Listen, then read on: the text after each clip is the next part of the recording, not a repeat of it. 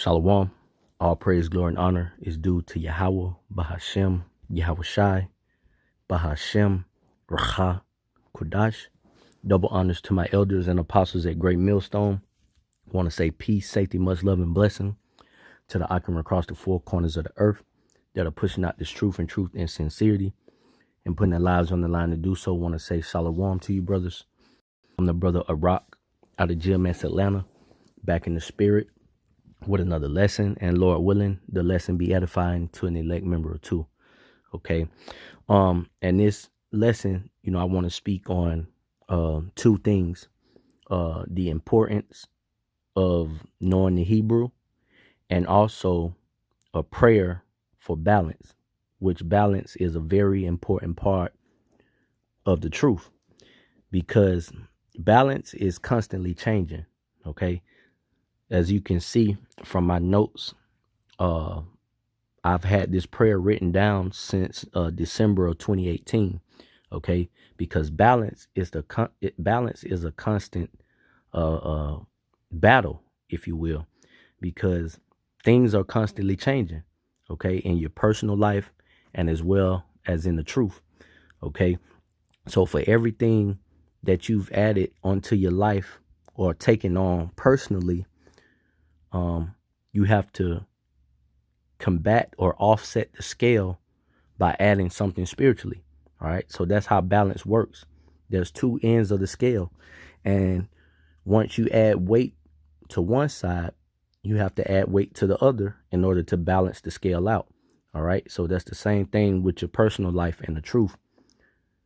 Things that you take on personally in the world and add that unto you, you should be adding spiritual things as well, like I said, to offset the scale.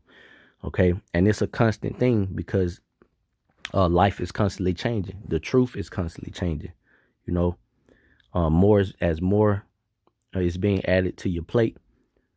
In your personal life, you have to add more to your plate spiritually to combat. Okay. So I have a prayer here in the Hebrew for balance. But before we get that, let's touch on the importance of knowing the Hebrew. Okay. So this is Sirach 1:1. And I'll just read down to the point. So Sirach, or Ecclesiastes 1 verse 1. The prologue of wisdom of Jesus, the son of Sirach. All right. So this is not Yahweh Shai. This is not speaking about Yahweh Shai here. Whereas many and great things have been delivered unto us by the law and the prophets and by others that have followed their steps, for the which things Israel ought to be commanded for learning and wisdom, and whereof not only the readers must need become skillful themselves, but also they that desire to learn be able to profit them which are without, both by speaking and writing. My grandfather Jesus, when he had much given himself to the reading of the law and the prophets and other books of our fathers, and had gotten therein good judgment, was drawn on also himself to write something pertaining to learning and wisdom, to the intent that those which are desirous to learn and are addicted to these things might profit more in living to the law. Wherefore, let me entreat you to read it with favor and attention, and to pardon us, wherein we may seem to come short of some words which we have labored to interpret. Now, this is the point. For the same things uttered in Hebrew and translated into another tongue. All right. So the scriptures were originally written in Hebrew and Greek. Okay. But it says here things that are translated into another tongue. And that tongue in which we read and talk is the bastard language of English.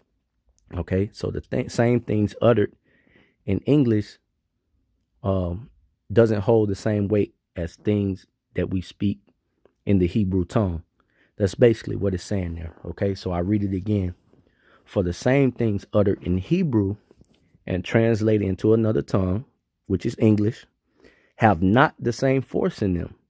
And not only these things, but the law itself and the prophets and the rest of the books have no small difference when they are spoken in their own language. All right, so that's the point. And I'll just continue to read to finish this verse out. Let me read that again. For the same things uttered in Hebrew and translated into another tongue have not the same force in them. And not only these things, but the law itself, the prophets, and the rest of the books have no small difference when they are spoken in their own language. So that's the importance of knowing Hebrew. All right. The Lord has put a remembrance on the nation of Israel, and we're coming back to our natural language, man, to our native language, our native tongue, which is the Hebrew. All right. Continuing on, it says, for in the 8th and 30th year cometh into Egypt, when Euergetes was king, and continuing to some time, I found a book of no small learning. Therefore, I thought it most necessary for me to bestow some diligence and travail to interpret it, using great watchfulness and skill in that space to bring the book to an end, and set it forth for them also, which in a strange country are willing to learn, being prepared before in manners to live after the law, all wisdom cometh from the Lord and is with him forever. Okay, so let's get into the second part of the lesson.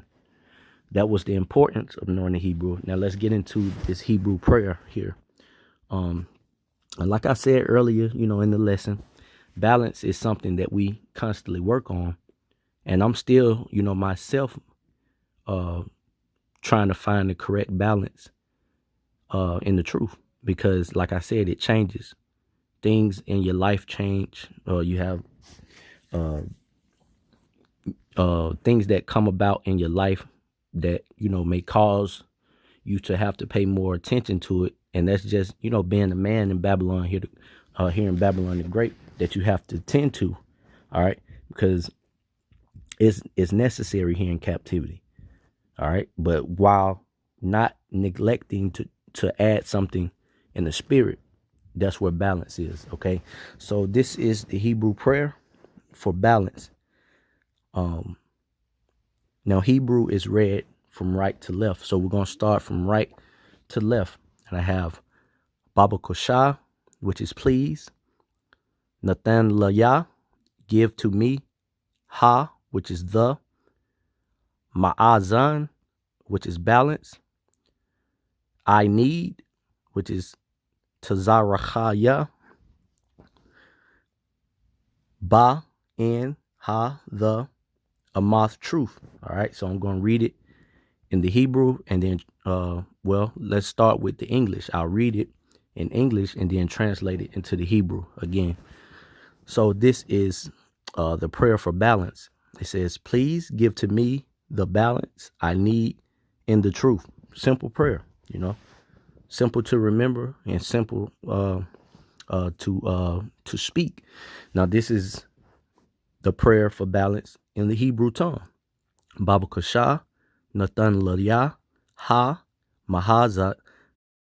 Salakia, my phone had ran out of storage, so I had to delete some things. But nevertheless, continuing on, the prayer for balance in the Hebrew. Baba Koshah, Nathan Laya, Ha, Ma'azan, Tazarachaya, Baha, Amath. Okay, so that's please give to me the balance I need in the truth. Okay, and why is balance so important? Let's go to the book of Proverbs.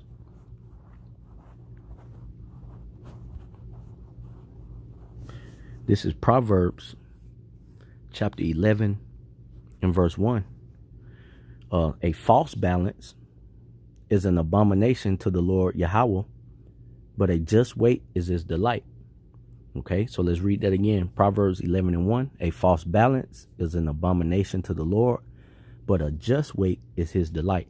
So having a just weight between the truth and your personal life is a delight unto the Lord, and that's with anything. Too much of anything could cause severe problems and become unprofitable. Okay, you can even drink too much water, believe it or not. Some people think, well, how is that possible? Because anything, like I said, an unjust weight of anything, a false balance of anything could be detrimental. All right. So what more the truth and your personal life? You have to balance it out. So from there, let me go to Proverbs, the 20th chapter. Scroll right on over. Proverbs 20 and verse 23, it says,